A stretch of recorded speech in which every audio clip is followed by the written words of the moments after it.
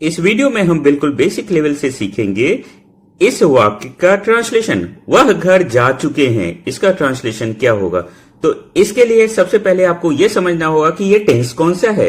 ये है present perfect tense. इतना आसानी से मैं इसलिए बोल दिया हूं क्योंकि इसका एक छोटा सा ट्रिक है। अगर किसी वाक्य के लास्ट में चुका है, चुकी है, चुके हैं जैसे शब्द दिखे आपको तो समझो वो प्रेजेंट परफेक्ट टेंस है।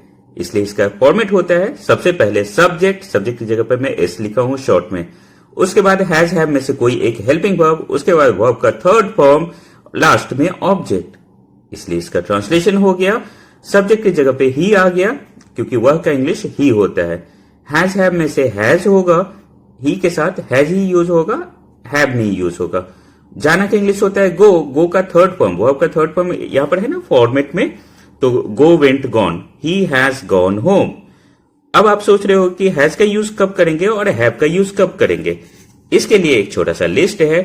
हैज का यूज हम तब कर सकते हैं जब सब्जेक्ट के रूप में ही, शी, इट या कोई नाम रहे, और हैव का यूज हम तब करेंगे जब सब्जेक्ट के रूप में आई, वी, यू या दे रहे। क्लियर है? तो आगे बढ़ते हैं। बिल्कुल इसी वाक्य का हम लोग इससे मिलता जुलता इसी टेंस का 4 और वाक्य प्रैक्टिस करेंगे। मैं गाना गा चुका हूं, आई हैव संग द सॉन्ग। वह किताब पढ़ चुका है, he has read the book. हम लोग क्रिकेट खेल चुके हैं, वी हैव प्लेड क्रिकेट। आप टीवी देख चुके हैं, यू हैव वॉच्ड टीवी। इन चारों सेंटेंस में सबसे पहले सब्जेक्ट आया है, उसके बाद हेल्पिंग वर्ब हैव, आई के साथ हैव, ही के साथ हैज, वी के साथ हैव, यू के साथ हैव। उसके बाद वर्ब का थर्ड फॉर्म, गाना का इंग्लिश होता है सिंग, सिंग का थर्ड फॉर्म सिंग, सैंग, संग, संग होगा।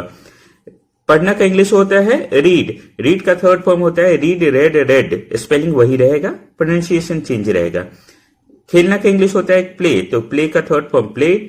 देखना का इंग्लिश होता है वॉच, तो वॉच का third form watched TV. Last में ऑब्जेक्ट ऐड कर देना है। कोई कंफ्यूजन है, कोई डाउट है तो आप मुझसे पूछ सकते हो। वीडियो के डिस्क्रिप्शन में एक बहुत ही अच्छे बुक का लिंक मैं दिया हूं, इसे आप खुद से ही घर पर बैठे ट्रांसलेशन सीख सकते हो।